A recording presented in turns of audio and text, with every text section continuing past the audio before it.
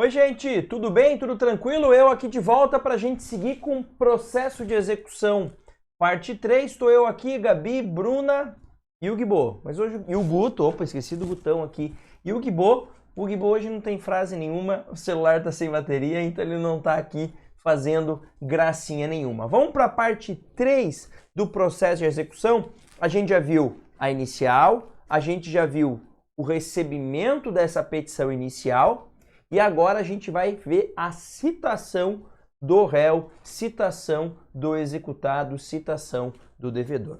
Beleza? Mas antes de falar sobre isso, deixa o joinha, comenta aqui embaixo o que não gostou da aula, se ficou com dúvida, se gostou e compartilha o conteúdo. E claro, se não é inscrito, me ajuda aí. Estamos agora na busca dos 3.000 inscritos, estamos quase lá. Lembrando que aqui tem vídeo novo toda segunda, quarta e sexta. Já estamos chegando aí perto dos 200 vídeos aqui no nosso canal. Então, até o final do ano a gente vai bater com certeza, sei lá, 300 vídeos ou perto de 300 vídeos, mas toda segunda, quarta e sexta vai ter vídeo novo aqui e seremos, se Deus quiser, o maior canal de conteúdo jurídico do país. Vamos lá então, réu vai ser citado agora. O que é importante de falar de citação? Primeira coisa é lembrar que o juiz determina a citação do réu, beleza, tá? Ele determina a citação do réu para o quê? Para pagar num prazo de 3 dias. Aqui, duas observações para você não se confundir. Se você já estudou o cumprimento... O microfone aqui não tá legal, né? Vamos arrumar aqui, vamos ver se melhora. Se você já estudou o cumprimento de sentença, você vai lembrar que lá no cumprimento de sentença o devedor é intimado a pagar em 15. No processo de execução, ele é citado para pagar em 3. Por que ele é citado aqui? Porque a gente está iniciando o processo. Ele não sabe do processo judicial. Lá no cumprimento ele já sabe do processo, é só uma nova fase, tá? E por que 3 e não 15? Opção legislativa. Concordo com você que não faz muito sentido esse prazo ser diferente, mas é o que a gente tem. Cumprimento de sentença, intimado para pagar em 15. Processo de execução, citado para pagar em 3. Tá? Professor, eu cito ele como? Você cita ele por qualquer das modalidades de citação previstas no Código. Então, tudo aquilo que é autorizado para citar no processo de conhecimento, você pode usar no processo de execução. Lembrando que as modalidades são lá no 230, 231 do Código de Processo Civil. Tá? Então, beleza. Então, vai ser assim. Ele vai ser citado para pagar em 3 dias. É isso? É isso. Agora, professor, e se ele não é localizado? Imagine que vai para citar e não acha esse cara. Olha o que a lei traz para a gente. Não localização do executado, mais localização de bens igual a arresto executivo, a pré-penhora ou a penhora antecipada. Se o Guibô tivesse aqui com o letreirinho dele, ele ia estar escrito assim, ó. A execução, ela é interesseira. Como assim, professor? Vejam que coisa louca. O que o código está nos dizendo é que se eu não acho o devedor, mas acho bens do devedor, eu arresto, eu bloqueio esses bens. Por quê? Porque a execução é interesseira. Como assim, professor? Porque a execução não está preocupada com o devedor, mas está preocupada com o patrimônio do devedor. Então, o objetivo da execução não é achar o devedor. Claro, vai ter que achar ele. Mas o mais importante é achar patrimônio desse devedor. E o que é esse bloqueio? O nome que se dá é arresto. É um bloqueio de bens sem que o réu tenha sido citado, tá? E como é que é o procedimento disso daí, tá?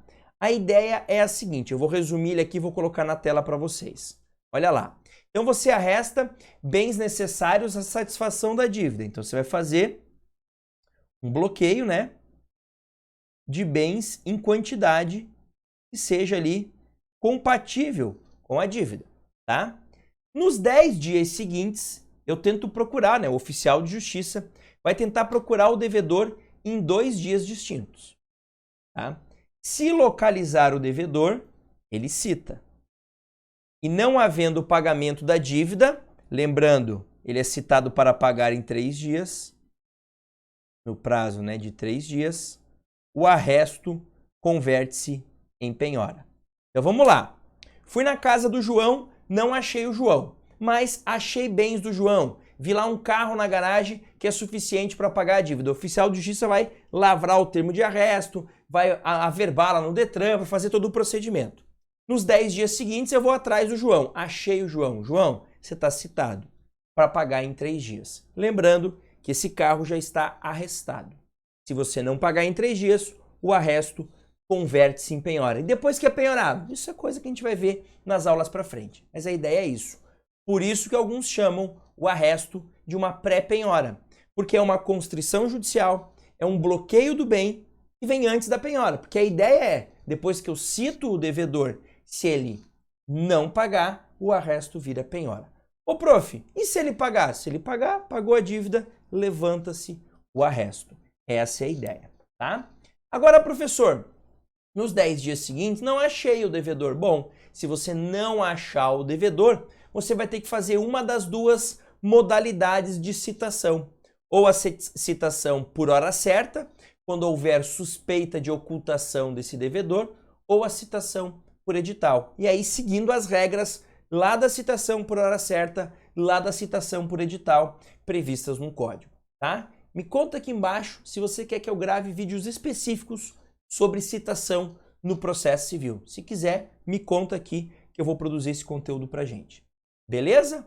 Então, professor, citei ele por edital, citei ele por hora certa. Bom, quando você cita por edital ou por hora certa, é uma citação.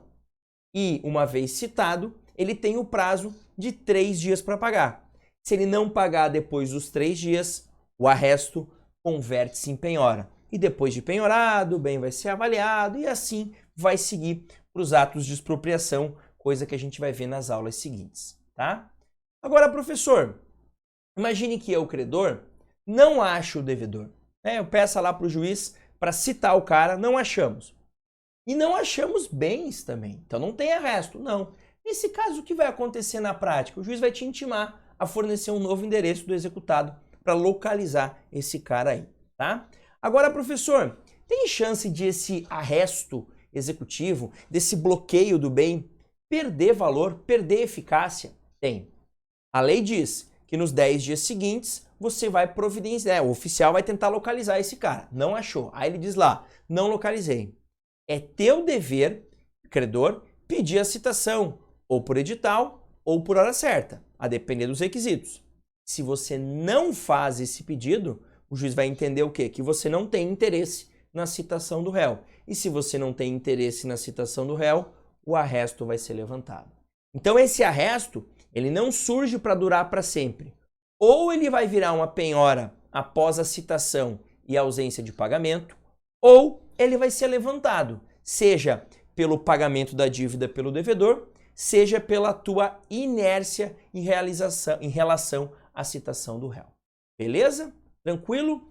É isso que eu tinha para falar na aula de hoje. Então, a aula de hoje, recapitulando, vimos como funciona a citação do réu, tá?